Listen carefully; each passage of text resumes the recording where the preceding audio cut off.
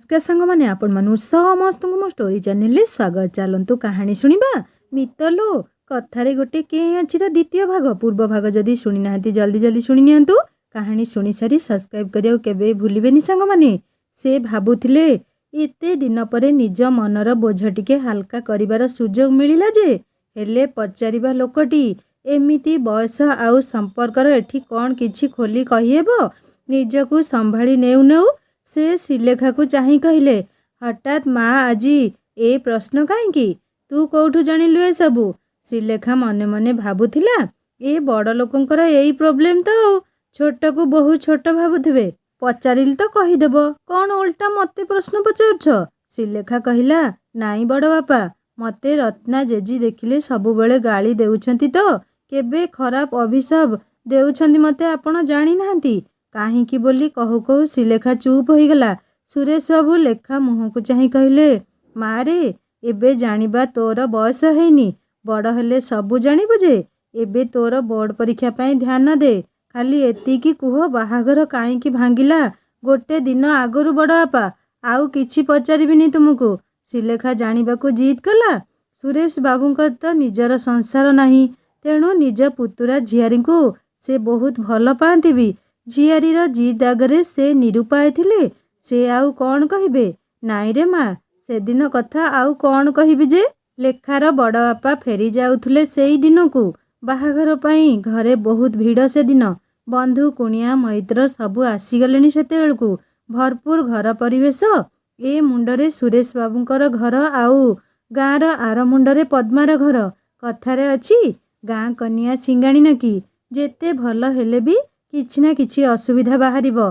सेतेबेले केही झियो पिला सप्तम अष्टम अति बेसी रे मैट्रिक पास तो बहुत बड़ कथा। हेले से समय पद्मा ग्रेजुएशन करिथिला। बालेश्वर गोटे महिला महाविद्यालय भल डिविजन पास करिथिला पद्मा। स्वभाव चाली चलन रे मध्य खूब भल। सुरेश बाबू दुई चारि थर कथबार्ता रे पद्मा प्रति आकर्षित होइतिले आउ घरे पद्मा को बाहावा पाई निजर इच्छा जाहिर करथिले।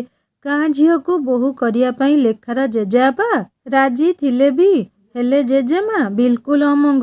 बुढ़ीर कहिबा कथा दूर बंधु सुंदर, एमिति बाट दी भड़ारे की बंधु बांधिब जे राति पाहिले मुह चाह चाही। हेले पुअर जिद आगरे निजर सबू अनिच्छा को इच्छारे परिणत करिया को पड़िथिला। बाहाघर गोटे दिन आगरू श्रीलेखार पिउसी माँ ता शाशु घरु आसी पहुँची।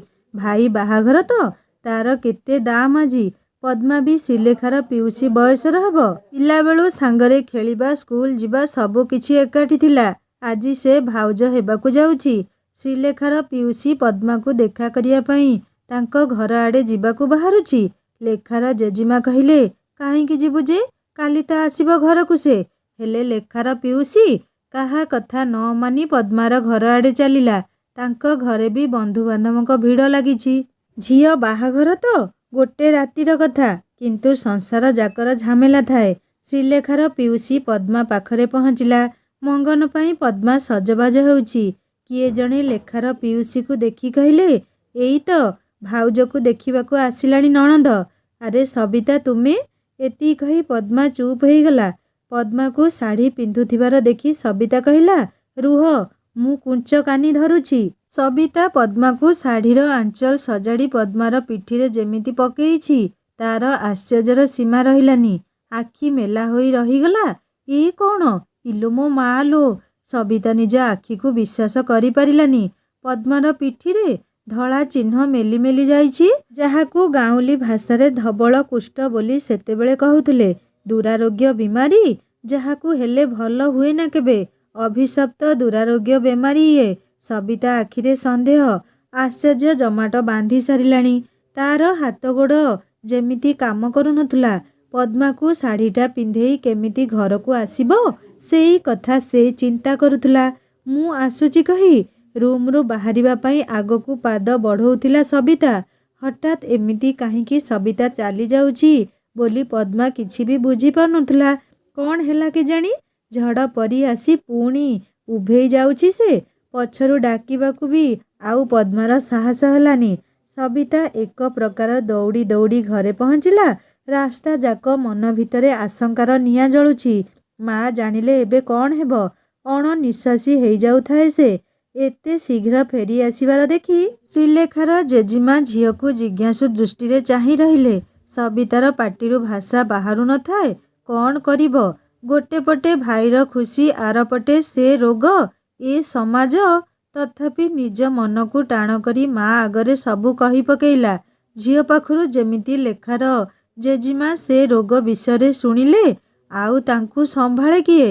ଏମିତିରେ ସେ ଗୋଟିଏ ଗାଁରେ ପୁଅ ବାହା କରିବାକୁ ପ୍ରଥମରୁ ଅରାଜି ଥିଲେ। ଏବେ ଯେମିତି ଗୋଟେ ସୁଯୋଗ ଆସିଛି ତାଙ୍କ ପାଇଁ। ପୁଅକୁ ଡାକି କହିଲେ, ଏ ବାହାଘର କେବେ ହେଇପାରିବନି ଧନ। ସୁରେଶବାବୁ ମା କଥାରେ ଏକଦମ ହତବାକ ହୋଇଗଲେ। କାହିଁକି ମା ଏମିତି କହୁଛ? ତମ ମୁଣ୍ଡ ଠିକ୍ ଅଛି ତ? ଏକ ପ୍ରକାର ବିରକ୍ତ ଆଉ କ୍ରୋଧ ପ୍ରକାଶ କରି ସୁରେଶବାବୁ କହିଲେ, ହଁ, ମୋ ମୁଣ୍ଡ ଠିକ୍ ନାହିଁ। ପ୍ରଥମରୁ କହୁଛି ଗାଁରୁ ବୋହୂ ଆଣିବିନି ବୋଲି। ପଚାର ତୋ ଭଉଣୀକୁ। କ'ଣ ଦେଖିକରି ଆସିଛି ତୁ କହ ମା, ସେ କ'ଣ କହିବ? ଗୋଟେ କୁଷ୍ଠ ରୋଗୀକୁ ମୋ ଘରେ ବୋହୂ କରି ଆଣିପାରିବିନି। ଲେଖାର ଜେଜେମା ଏକ ରକମର ରାଗରେ ଥରୁଥିଲେ। ମା, ସେଗୁଡ଼ା ଅନ୍ଧବିଶ୍ୱାସ। ସେଇଟା ଗୋଟେ ଚର୍ମ ରୋଗ। ସେ ପାଇଁ ଔଷଧ ବି ବାହାରିଲାଣି। ଭଲ ମଧ୍ୟ ହେଇଯାଉଛି। ବାହାଘର ପରେ ଯଦି ଦେଖିଥାନ୍ତ ତାହେଲେ କ'ଣ ତାକୁ ଛାଡ଼ି ଦେଇଥାନ୍ତି? ଟିକେ ଚାପା କଣ୍ଠରେ କହିଲେ ସେ। ଲେଖାର ଜେଜେମା କହିଲେ, ବାହାଘର ଆଗରୁ ମହାପୁରୁ ଜଣେଇ ଦେଲେ ନା, ଜାଣିକି ମୁଁ କେମିତି ହଁ କହିବି କହ? ସେ ଦୁଇଜଣଙ୍କ କଥା ଶୁଣି ବନ୍ଧୁବାନ୍ଧବ ମଧ୍ୟ ସେଇ କଥାରେ ଭାଗ ନେଲେ। ସମସ୍ତଙ୍କର ସେଇ ଗୋଟିଏ କଥା, ବାହାଘର ହବନି। ବୁଢ଼ୀର ବି ସେଇ ଏକା ଜିଦ୍। କଥାଟା କ୍ଷଣକରେ ପଦ୍ମା ଘରେ ପହଞ୍ଚିଲା। କେତେ ବଡ଼ ଗାଁଟା ଯେ!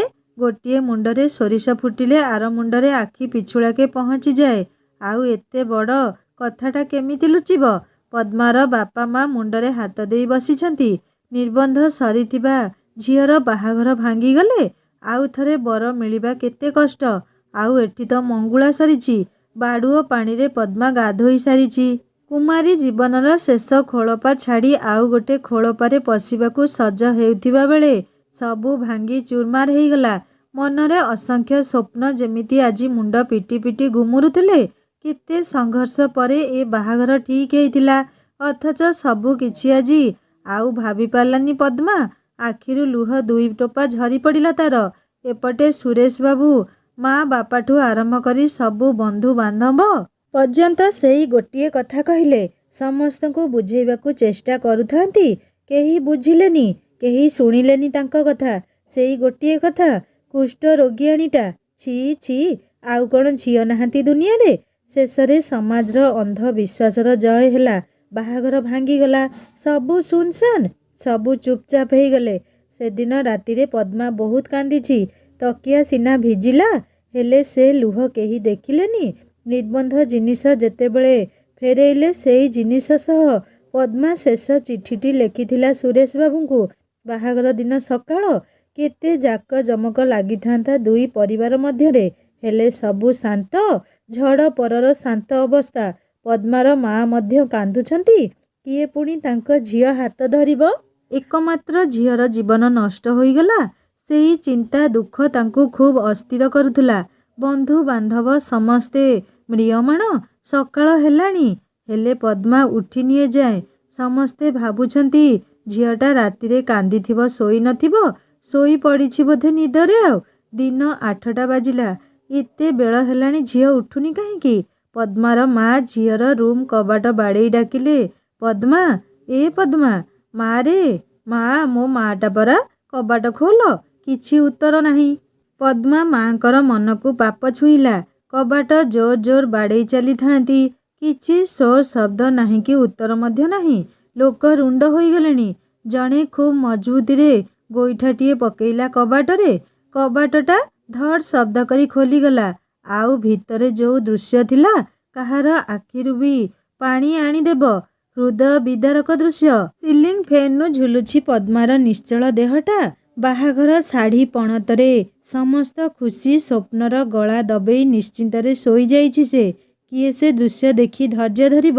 ଯୋଉ ସମୟରେ ନିଜ ମନ ମଣିଷର ହାତ ଧରି ସ୍ୱପ୍ନ ରାଜ୍ୟକୁ ଯାଇଥାନ୍ତା, ଆଜି ସେଇ ସମୟରେ ସେ ଶୋଇଛି ଚିରନିଦ୍ରାରେ। ଶାଶୁଘର ଯିବା ବଦଳରେ ସେ ଯିବ ଅଫେରନ୍ତା ଇଲାକାକୁ। ଏ ଦୁଃଖଦ ଘଟଣା ଯେମିତି ସୁରେଶବାବୁ ଶୁଣିଲେ, ଛୋଟ ପିଲାଙ୍କ ପରି କାନ୍ଦିବାକୁ ଲାଗିଲେ। ଆଉ ପଦ୍ମା ଦେଇଥିବା ଚିଠି ଥର ଥର ହାତରେ ଖୋଲୁଥାନ୍ତି ପଢ଼ିବା ପାଇଁ। ପଦ୍ମାର ଆତ୍ମହତ୍ୟା କଥା ଗୋଟିଏ ମୁହୂର୍ତ୍ତରେ ପୁରା ଗାଁରେ ପ୍ରଚାର ହୋଇଗଲା। ସମସ୍ତେ ପଦ୍ମା ଘର ପରିବାର ପ୍ରତି ଗଭୀର ସମବେଦନା ଦେଖାଉଥିଲେ। ସାଧାରଣତଃ ଏମିତି ଘଟିବା ତ ସ୍ୱାଭାବିକ କଥା। ଆଉ ତା ସହିତ ସୁରେଶ ବାବୁଙ୍କ ପରିବାରକୁ ଥୁ ଥୁ ଛି ଚାକର କରୁଥିଲେ ସମସ୍ତେ। ପଦ୍ମାର ନିଶ୍ଚଳ ଦେହଟା କଳା କାଠ ପଡ଼ିଯାଇଛି। ମୁଣ୍ଡ ପାଖରେ ବସି ପଦ୍ମାର ମା ଖାଲି ମୁଣ୍ଡ କୋଡ଼ି କାନ୍ଦୁଥାନ୍ତି। ଆରେ ମା ରେ, କୁଆଡ଼େ ଗଲୁ? ମୋ ମା ଉଠୁରେ ଧନ, କାହିଁକି ଏମିତି ଶୋଇଛୁ? ଗାଁର ସବୁ ଲୋକେ ସେଇଠି ରୁଣ୍ଡ। କିଏ କେତେ କଥା ପରାମର୍ଶ ଦେଉଥାନ୍ତି। କିଏ କହୁଛି ପୋଲିସ କେସ୍ କର, କିଏ କହୁଛି ଶଳାକୁ ଉଠେଇକି ମାଡ଼ ଦରକାର, ଜେଲରେ ରହିଲେ ଜାଣିବ ଯେ। କିଏ କେତେ କ'ଣ କହୁଛନ୍ତି ତାର ଠିକଣା ନାହିଁ। ପଦ୍ମାର ଆଉ କେହି ଭାଇ ଭଉଣୀ ନାହାନ୍ତି। ସେଇ ଗୋଟିଏ ବୋଲି ଝିଅ ମା ବାପାର ବହୁତ ଅୟସରେ ବଢ଼ି ଆସିଛି। ସେଇଥିପାଇଁ ସେତେବେଳେ ଝିଅର କଥାକୁ ନ ଏଡ଼େଇ ପାରି ବାହାରକୁ ପଢ଼ିବା ପାଇଁ ପଠେଇଥିଲେ। ପଦ୍ମାର ବାପା କାନ୍ଦୁ କାନ୍ଦୁ କହିଲେ, ମୋର କିଛି ପୋଲିସ କେସ୍ କରିବାର ନାହିଁ କାହା ଉପରେ। ସେମାନେ ଜେଲ୍ ଗଲେ ମୋ ଝିଅ ଫେରି ଆସିବନି। ଆମ ଭାଗ୍ୟରେ ଯାହା ଥିଲା ହେଲା। ଦିନ 12ଟା ହେଲାଣି, ଶବ ଯିବ ମଶାଣିକୁ ଏବେ। ସେ କି ହୃଦୟ ବିଦାରକ ଦୃଶ୍ୟ। ସମସ୍ତଙ୍କ ଆଖିରେ ଲୁହ। ସତେ କି ଗଛପତ୍ର ସମସ୍ତେ କାନ୍ଦୁଛନ୍ତି। ବିଦାୟ ତ ହେଇଥାନ୍ତା ନିଶ୍ଚୟ, ହେଲେ ଏ କି ପ୍ରକାର ବିଦାୟୀ? ସମସ୍ତଙ୍କ ମୁହଁରେ ସେଇ ଗୋଟିଏ କଥା। ଝିଅଟା ନା ସଧବାରେ ଗଲା, ନା ବିଧବା, ନା କୁମାରୀ ମଙ୍ଗୁଳା କନ୍ୟାଟା। ସବୁ ରୀତିକୁ ଧ୍ୟାନରେ ରଖି ଶବ ବାହାରୁଛି ଚିର ବିଦାୟ ନେଇ। ସତେ କି କରୁଣ ସାହାନାଇ ବାଜି ଉଠୁଛି। କାରୁଣ୍ୟରେ ଗଗନ ପବନର ହୃଦୟ ଥରୁଛି। ସୁରେଶ ବାବୁ ପଦ୍ମାକୁ ଶେଷ ଥର ପାଇଁ ଦେଖିବାକୁ ବାହାରିଥିଲେ। ହେଲେ ଘରେ ବନ୍ଧୁ ବାନ୍ଧବ ଯିବା ପାଇଁ ଦେଲେନି। ପରିସ୍ଥିତି ଉତ୍ତେଜନାପୂର୍ଣ୍ଣ ସେଠି। ନ ଯିବା ଭଲ ବୋଲି କହିଥିଲେ। ଶେଷରେ ସୁରେଶ ବାବୁ ମନ ମାରି ରୁମରେ ଖାଲି ଲୁହ ଢାଳୁଥିଲେ। କ'ଣ ହେଇଗଲା ଗୋଟିଏ ରାତି ଭିତରେ ସେ ଭାବି ପାରୁନଥିଲେ। ପଦ୍ମା ଯାହାର ଆସିବା ସ୍ୱପ୍ନରେ ସେ ମସଗୁଲ ଥିଲେ, ଅଚାନକ ଭାଙ୍ଗିଗଲା ସବୁ କିଛି। ଧୀରେ ଧୀରେ ସେ ଉଠିଯାଇ ନିର୍ବନ୍ଧ ଶାଢ଼ୀ ଭିତରେ ଦେଇଥିବା ପଦ୍ମାର ଚିଠିଟି କାଢ଼ି ପଢ଼ିବାକୁ ବସିଲେ। ନିର୍ବନ୍ଧରେ ଯାଇଥିବା ସମସ୍ତ ଜିନିଷ ପଦ୍ମା ଫେରେଇ ଦେଇଛି। ଭାରି ସ୍ୱାଭିମାନୀ ଝିଅଟେ ସେ। ଶାଢ଼ୀ, ଟିକିଲି, ବିନ୍ଦି, ମୁଦି, ଛୋଟରୁ ବଡ଼ ଯାହା ବି ଯାଇଥିଲା ସବୁ ସେମିତି ପ୍ୟାକ୍ କରି ପଠେଇ ଦେଇଛି ସେ। ଆଉ ତା ସହିତ ସୁରେଶ ବାବୁଙ୍କ ନାମରେ ଚିଠିଟିଏ। ହେଇ, ତମେ କାନ୍ଦୁଛ? ମୁଁ ଆଉ କ'ଣ କରିଥାନ୍ତି ଯେ? ମୋ ପାଇଁ ତୁମ ଆଖିରେ କେବେ ଲୁହ ଆସୁ ଏ କଥା କେବେ ଭାବିନି। ହେଲେ ତୁମ ସହ ଦେଖିଥିବା ସବୁ ସ୍ୱପ୍ନ ଯେତେବେଳେ ଭାଙ୍ଗି ଚୁରମାର ହେଇଗଲା, ମୁଁ କ'ଣ କରିଥାନ୍ତି ତୁମେ କୁହ? ମୋତେ ଯୋଉ ରାସ୍ତା ଦିଶିଲା ଆପଣେଇ ନେଲି। ଜାଣିଛି ସମସ୍ତଙ୍କୁ କନ୍ଦେଇ କନ୍ଦେଇ ଯାଉଛି ବୋଲି। ମୋତେ କ୍ଷମା କରିଦେବ। ଭଲ ଝିଅଟେ ଦେଖି ବାହା ହେଇଯିବ। ଘରେ ସମସ୍ତଙ୍କୁ ଖୁସିରେ ରଖିବ। ଆଚ୍ଛା, ଗୋଟିଏ କଥା ପଚାରିବି, ସତ କହିବ? ଆମ ହଷ୍ଟେଲ ସାମ୍ନାରେ ବଉଳ ଗଛ ମନେ ଅଛି? ସେଥିରେ କୁଆଡ଼େ ଡୋର ବାନ୍ଧିଲେ ମନ କଥା ପୂରା ହୁଏ। ଆମେ ଦିହେଁ ତ ଡୋର ବାନ୍ଧିଥିଲେ ସେଦିନ। ମୁଁ ତ ତମକୁ ହିଁ ଭଗବାନଙ୍କୁ ମାଗିଥିଲି। ହେଲେ ତମକୁ ଆଜି ମୋର ସନ୍ଦେହ ହେଉଛି। ହଁ, ସତରେ ତମେ ଆଉ କାହା କଥା ଭାବି ଭାବି ଡୋର ଗଣ୍ଠି ଦେଇ ନଥିଲ ତ? ଆରେ ମଜାରେ କହୁଛି। ଭାବୁଥିବ ତମେ କେମିତିକା ଝିଅଟା, ମରିବାକୁ ଯାଉ ଯାଉ ବି ହସୁଛି, କୌତୁକ କରୁଛି। ଏତକ ପଢ଼ି ସୁରେଶ ବାବୁଙ୍କର ଆଖିରୁ ଅମାନିଆ ଲୁହଗୁଡ଼ା ଧାର ଧାର ବହି ଚାଲିଲା। ଆଗକୁ ସେ ଆଉ ପଢ଼ି ପାରିଲେନି। ଚିଠିର କିୟଦ୍ ଅଂଶ ତାଙ୍କୁ ଯେମିତି ଉପହାସ କରୁଥିଲା। ସତରେ ସେ ବଉଳ ଗଛରେ ଡୋର ବାନ୍ଧିଲା ବେଳେ ପଦ୍ମା କଥା ତ ଭାବିଥିଲେ ନା ଆଉ କାହା କଥା? ନିଜ ଉପରେ ତାଙ୍କର ଆଜି ସନ୍ଦେହ ଆସୁଛି। ପଦ୍ମା କ'ଣ ଭାବିଥିବ ତାଙ୍କୁ? ପଦ୍ମାର ଅଧା ଚିଠି ପଢ଼ି ଆଉ ଆଗକୁ ସୁରେଶବାବୁ ପଢ଼ି ପାରିଲେନି। ଆଖି କୋଣ ହୃଦୟ ଭରି ଭରି ଆସୁଥିଲା। ଦୂର ସମ୍ପର୍କୀୟ ବନ୍ଧୁ ବାନ୍ଧବ ଧୀରେ ଧୀରେ ଯିଏ ଯାହା ଘରକୁ ଯାଉଥିଲେ। କେବଳ ନିଜ ରକ୍ତ ସମ୍ପର୍କୀୟ ବନ୍ଧୁ ଅଛନ୍ତି, ମାମୁଁ ମାଇଁ, ଆଉ ଏମିତି କେତେଜଣ। ରାତି ହେଲା। ସୁରେଶବାବୁ ସେ ରାତି ଆଉ କିଛି ଖିଆପିଆ ନ କରି ଶୋଇବାକୁ ଗଲେ। ଶ୍ରୀଲେଖାର ଜେଜେମା ମଧ୍ୟ ପୁଅ ରୁମରେ ଶୋଇବାକୁ ଗଲେ। ଟୋକା ପିଲା ମନ, କିଛି ଓଲଟା ସିଧା କରିଦେବ ଯଦି। ଲେଖାର ଜେଜେମା ମନକୁ ପାପ ଛୁଇଁଲା। ତେଣୁ ଆଜି ରାତି ସେ ପୁଅ ପାଖରେ ଶୋଇବାକୁ ଭାବିଲେ। ମା, ତମେ କ'ଣ ଏଠି? ସୁରେଶ ପଚାରିଲା। ହଁ, ମୁଁ ଆଜି ଏଇଠି ତୋହରି ପାଖରେ ଶୋଇବି। ମା, ମୁଁ ସେମିତି କିଛି କରିବିନି, ଡରୁଛ କାହିଁକି? ନା ନା, ମୁଁ ଏଇଠି ଶୋଇବି। ମୋ ରୁମ୍ରେ ପରା ତୋ ମାମୁଁ ମାଇଁ ଆଉ ପିଲାମାନେ ଶୋଇଛନ୍ତି। ସୁରେଶ ବାବୁ ମାଆର ଡର ଜାଣିପାରିଲେ। ସେ ଅଧିକ କିଛି ନ କହି କ୍ଳାନ୍ତ ଶରୀରଟିକୁ ବିଛଣାରେ ଢାଳିଦେଲେ। ପାଖରେ ତାଙ୍କର ମା ଶୋଇଛନ୍ତି। କିଛି ଦିନ ପରେ ସବୁ ସାମାନ୍ୟ ହୋଇଯାଇଥିଲା ସିନା, କିନ୍ତୁ ପଦ୍ମାର ମା ଆଉ ସାମାନ୍ୟ ହେଲେନି। ସେଇଠୁ ତାଙ୍କର ମୁଣ୍ଡ ଖରାପ। କାହାକୁ କେତେବେଳେ କ'ଣ କହନ୍ତି ଠିକଣା ନାହିଁ। ଡାକ୍ତର କବିରାଜ ସବୁ ଫେଲ୍ ମାରିଲେ। ଲେଖା ଏତକ ବଡ଼ ବାପାଙ୍କଠୁ ଶୁଣି ସାରିବା ପରେ ଆଉ ତା ମୁହଁରେ କିଛି ବାକ୍ୟ ଫୁଟୁ ନଥିଲା। ସେ ଚା' କପ୍ଟି ଧରି ଧୀରେ ଧୀରେ ବଡ଼ ବାପାର ରୁମ୍ରୁ ବାହାରୁଥିଲା। ତା ଆଖିରେ ବି ଲୁହ ଥିଲା। ଏଡ଼ିକି ଛୋଟ କଥାରେ ବାହାଘର ଭାଙ୍ଗିବା ଆଉ ପଦ୍ମା ପିଉସୀ ଆତ୍ମହତ୍ୟା କରିବା ତାକୁ ଖୁବ୍ ଅସଙ୍ଗତ କଥା ଲାଗୁଥିଲା। ଜେଜେମା ଲେଖା ଆଖିରେ ଲୁହ ଦେଖି ପଚାରିଲେ, ଆରେ କ'ଣ ହେଲା? କାହିଁକି କାନ୍ଦୁଛୁ? ସୁରେଶ କ'ଣ କହିଲା କି? ସେତେବେଳେ ଲେଖାକୁ ଜେଜେମାର ରୂପ ସେଇ ଦିନର ରୂପ ପରି ଦେଖାଯାଉଥିଲା। ବାହାଘର ପାଇଁ ନାଁ କରି ଜିଦି ଧରିଥିବା ଗୋଟେ ନିଷ୍ଠୁର ନାରୀର ରୂପ। ସେ ବଡ଼ ବଡ଼ ଆଖିରେ ଜେଜେମାକୁ ଦେଖୁଥିଲା କେବଳ। ନାତୁଣୀର ଏମିତି ବ୍ୟବହାର ପାଇଁ ଜେଜେମା ପୂରା ଆଶ୍ଚର୍ଯ୍ୟ। ଛୁଆଟା ଉପରେ ପଢ଼ା ଚାପ ବୋଲି ଜେଜେମା ଧରିନେଲେ। ଶ୍ରୀଲେଖାର ମନରେ ରତ୍ନା ଜେଜି ପ୍ରତି ଯେଉଁ ଡର ଆଉ ଘୃଣା ଥିଲା, ବଡ଼ ବାପାଙ୍କର ଆଖିର ଅଛପା ଲୁହରେ ଭାସି ନେଇଗଲା। ହୃଦୟରେ କେମିତି ଗୋଟେ ଅନୁକମ୍ପା ତାଙ୍କ ପାଇଁ ଜାତ ହେଲା। ଶ୍ରୀଲେଖାର ଇଚ୍ଛା ହେଉଥିଲା ରତ୍ନା ଜେଜିକୁ କୁଣ୍ଢେଇକି କୁହନ୍ତା, ମୋତେ କ୍ଷମା କରିଦିଅ ଜେଜେମା, ପଛରେ ତୁମକୁ ବହୁତ ଗାଳି ଦେଇଛି। 3 ଦିନ ପରେ ବଡ଼ ବାପା ଫେରିଗଲେ ଭୁବନେଶ୍ୱର ତାଙ୍କ ଚାକିରି ସ୍ଥଳକୁ। ଶ୍ରୀଲେଖା ମନ ନଦୀରେ କିଛି ଦିନ ସେଇ ପଦ୍ମା ପିଇସିର ଦୁଃଖଦ କାହାଣୀ ଲହଡ଼ି ମାରିଲା। କିଛି ଦିନ ପରେ ପୁଣି ସବୁ ଶାନ୍ତ ହୋଇଗଲା। ନିଜର ଦାୟିତ୍ୱ ଆଉ ପଢ଼ା ଚାପରେ ସବୁ ଭୁଲିବାକୁ ପଡ଼ିଲା ତାକୁ। ଆଉ ଅଳ୍ପ ଦିନ ରହିଲା ବୋର୍ଡ଼ ପରୀକ୍ଷା। ବଡ଼ ବାପା ଯିବାର ପରଦିନ ସ୍କୁଲ ଯିବା ବାଟରେ ରଞ୍ଜନ ମିଳିଗଲା। ଲେଖାର ମୁହଁଟା ଶୁଖି ଯାଇଛି ଦେଖି ରଞ୍ଜନ ପଚାରିଲା, କେତେ ପଢ଼ୁଛୁ କି? ଲାଗୁଛି ରାତିରେ ଶୋଇନୁ ଜମା। ତୁ ତ ରାତିଦିନ ପଢ଼ୁଛୁ, ପୁଣି ମୋତେ କହୁଛୁ କାହିଁକି?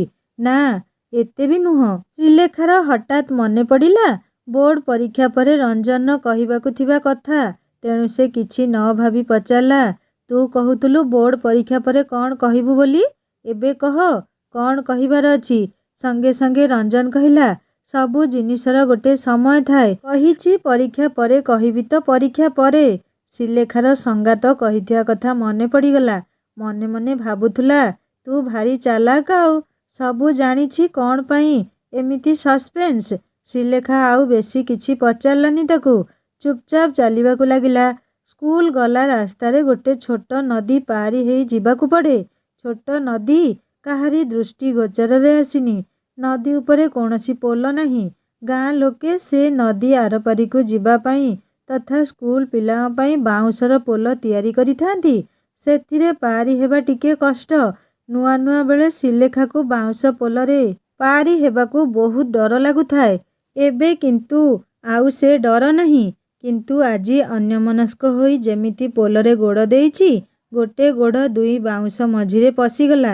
ସେ ଡରରେ ଡାକିଲା, ଏଇ ରଞ୍ଜନ, ଆଉ ଟିକେ ଆଗରେ ପୋଲ ଉପରେ। ରଞ୍ଜନ ପଛକୁ ଫେରି ଦେଖେ ତ, ଲେଖାର ଗୋଡ଼ ବାଉଁଶ ଫାଙ୍କ ମଝିରେ। ଶ୍ରୀଲେଖା ସେମିତି ଗୋଟେ ହାତରେ ଧରା ବାଉଁଶଟିକୁ ଧରି ଠିଆ ହୋଇଛି। ଆଗକୁ ଯିବାର ଉପାୟ ନାହିଁ। ଯଦି ହଲିବ, ହାତରୁ ବହି ବ୍ୟାଗ୍ ପାଣିରେ ପଡ଼ିଯିବ। ତେଣୁ ସେ ହଲଚଲ ନ ହୋଇ ଠିଆ ହେଲା। ରଞ୍ଜନ କହିଲା, ତୁ ସେମିତି ଠିଆ ହୋଇଥିବୁ, ମୁଁ ମୋର ବ୍ୟାଗ୍ ଆରପାଖେ ରଖିଦେଇ ଆସୁଛି। ସେ ଜଲ୍ଦି ଜଲ୍ଦି ନଦୀ ଆରପଟେ ନିଜର ବ୍ୟାଗ୍ ରଖି ଲେଖା ପାଖକୁ ଆସିଲା। ଲେଖାଠୁ ଲେଖାର ବ୍ୟାଗ୍ଟା ନେଇ ରଞ୍ଜନ ନିଜ କାନ୍ଧରେ ପୂରେଇଲା। ଧୀରେ ଧୀରେ ସେଇ ପୋଲରେ ନଇଁପଡ଼ି ଲେଖାର ପାଦକୁ ପୋଲର 2 ବାଉଁଶ ମଝିରୁ ବାହାର କରିବା ପାଇଁ ଚେଷ୍ଟା କରୁଥିଲା। ଏତେ ଟାଇଟରେ ଗୋଡ଼ଟା ପଶି ଯାଇଥିଲା ଯେ ଯେତେବେଳେ ଗୋଡ଼ ବାହାରିଲା ଛିଣ୍ଡି ଯାଇଥିଲା। ଆଉ ଏତେ ଜୋରରେ ଗୋଡ଼ଟି ଟାଣି ଲେଖା ବାହାର କଲା ଯେ ସିଧା ଯାଇ ନଦୀରେ ଧଡ଼ କରି ଛିଟିକି ହୋଇ ପଡ଼ିଲା। ଭାଗ୍ୟ ଭଲ, ବହି ବ୍ୟାଗ୍ଟା ରଞ୍ଜନକୁ ଦେଇ ଦେଇଥିଲା, ନହେଲେ ସେ ବି ଭିଜି ଯାଇଥାନ୍ତା ଆଜି। ନଦୀରେ ପାଣି ଭର୍ତ୍ତି ଆଉ ସୁଅ ବି ଖୁବ୍ ପଡ଼ିଛି। ଶ୍ରୀଲେଖା ପ୍ରଥମେ ଡୁବିଗଲା। ଏତକ ଦେଖି ରଞ୍ଜନ ପୁଣି ଏପଟକୁ ଆସି ବ୍ୟସ୍ତ ହୋଇ ଲେଖା ଲେଖା ବୋଲି ଡାକିଲା। ତାକୁ ବି ଟିକେ ଡର ଲାଗୁଥିଲା। ଏତେ ପ୍ରଖର ସୁଅ ଚାଲିଛି। ଲେଖାକୁ ପହଁରା ଆସେ ଭଲ ଭାବରେ, ଏ କଥା ରଞ୍ଜନ ଜାଣିଛି। ହେଲେ ବି ତା ମୁହଁରେ ଲେଖା ପାଇଁ ଚିନ୍ତା ଫୁଟି ଉଠୁଥିଲା। ଖରାଦିନେ ନଦୀରେ ପାଣି ଟିକେ କମିଯାଏ। ଶନିବାର ହାଫ୍ ଡେରେ ସ୍କୁଲ ଛୁଟି ପରେ ବ୍ୟାଗ୍ ନଦୀ ପଠାରେ ରଖି ପାଣିରେ ଜମ୍ପ ଆଉ ପହଁରା ଚାଲେ ସେମାନଙ୍କର। ରଞ୍ଜନ, ଲେଖା ଏମାନେ ବି ପ୍ରାୟ ଷଷ୍ଠ ଶ୍ରେଣୀ ପର୍ଯ୍ୟନ୍ତ ଏଇ ନଦୀରେ ଗାଧେଇଛନ୍ତି। ବୁଢ଼ା ପହଁରା କୋଉଥିରେ ଲେଖା କମ୍ ନୁହଁ। ନଦୀ ପଠାରୁ ସୁଅରେ ଜମ୍ପ କରି କେତେ ଦୂର ସୁଅ ଭସାଇ ନିଏ। ଆଉ ଏମାନେ ମଜାରେ ପାଣି ସୁଅ ସହିତ ଏମିତି ଖେଳ କରନ୍ତି। ହେଲେ ଆଜି ରଞ୍ଜନକୁ ଟିକେ ଲେଖା ପାଇଁ ଭୟ ହେଉଛି। ନଦୀରେ ଭରପୁର ପାଣି। ଏଇ ବର୍ଷ ସରକାରଙ୍କ ତରଫରୁ ନଦୀ ଖୋଳା ହେଇଛି ଗାଁର ଚାଷୀମାନଙ୍କ ସୁବିଧା ପାଇଁ। ଖରାଦିନେ ରବି ଫସଲ ଅମଳ କେମିତି ଭଲ ହେବ, ପାଣିର ଅସୁବିଧା ହେବନି ବୋଲି। ଏତିକି ଭିତରେ ଶ୍ରୀଲେଖା ସୁଅ କାଟି ପ୍ରାୟ 200 ମିଟର ପାଖାପାଖି ଦୂରରେ ନଦୀ କୂଳରେ ଦେଖାଗଲା। ନଦୀର ପଠା ନଦୀ ପାଣିରୁ ପ୍ରାୟ 6-7 ଫୁଟ ଉପରେ। ଉଠିବା କଷ୍ଟ। ସାଙ୍ଗେ ସାଙ୍ଗେ ରଞ୍ଜନ ଲେଖା ପାଖକୁ ଦୌଡ଼ିଗଲା।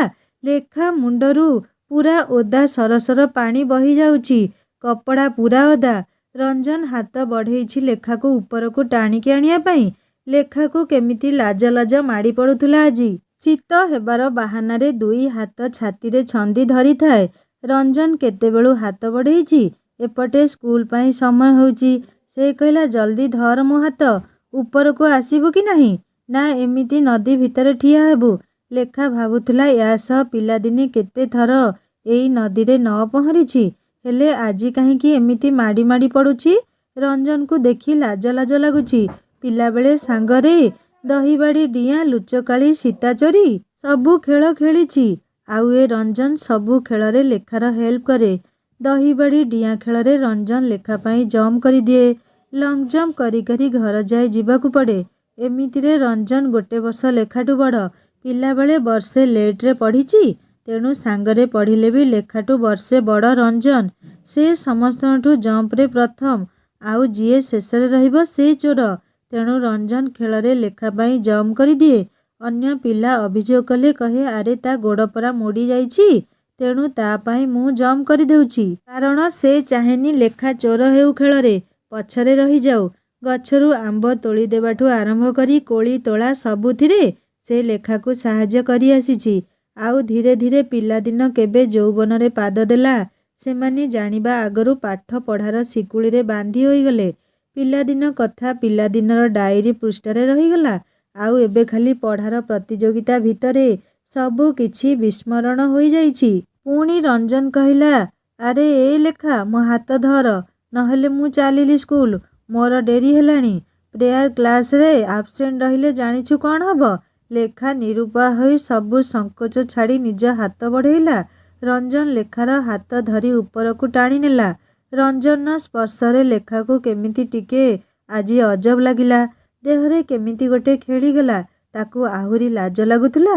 ପ୍ରଥମ ସ୍ପର୍ଶର ପ୍ରଥମ ଅନୁଭୂତି।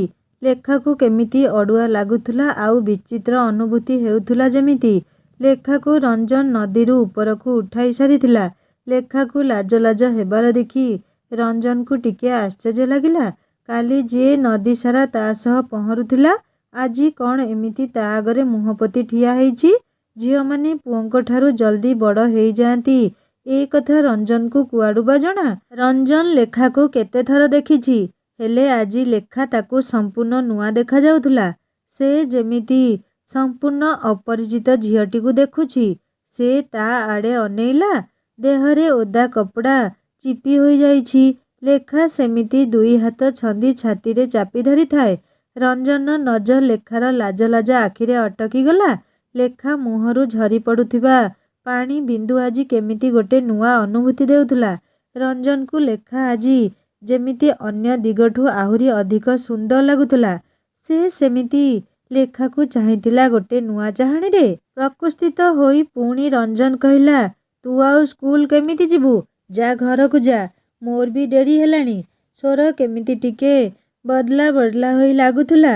ତେଣୁ ନିଜ ବ୍ୟାଗଟା ଲେଖା ରଞ୍ଜନଠୁ ନେଇ ଘର ମୁହାଁ ଦୌଡ଼ିଲା। ପଛରୁ ରଞ୍ଜନ କହୁଥିଲା, ଚିନ୍ତା କରିବୁନି, ଯାହା ପଢ଼ା ହେବ ମୁଁ ଆସିଲେ ତତେ କହିଦେବି। ଲେଖା ଘରେ ପହଞ୍ଚିଲା। ଏମିତି ଅବସ୍ଥାରେ ତାକୁ ଦେଖି ଜେଜେମା ପଚାରିଲେ, କ'ଣ ହେଲା କିଲୋ? ପୋଲରୁ ଗଳି ପଡ଼ିଲି ନଦୀରେ, କହି ରୁମ୍ରେ କପଡ଼ା ବଦଳେଇବାକୁ ପଶିଗଲା ଲେଖା।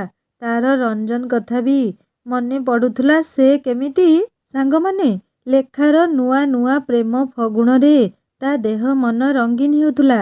କାହାଣୀ କେମିତି ଲାଗିଲା ମୋତେ ନିଶ୍ଚୟ କମେଣ୍ଟ କରି ଜଣାଇବେ। କାହାଣୀ ଆଗକୁ ବହୁତ ଇଣ୍ଟରେଷ୍ଟିଂ ହେବ, ଶୁଣିବା ପାଇଁ ଅନୁରୋଧ ରହିଲା। ଯଦି ଭଲ ଲାଗିଥାଏ ସବସ୍କ୍ରାଇବ୍ କରି ବେଲ୍ ଆଇକନ୍ ନିଶ୍ଚୟ ଦବାଇ ଦେବେ। ରହୁଛି, ନମସ୍କାର, ଜୟ ଜଗନ୍ନାଥ।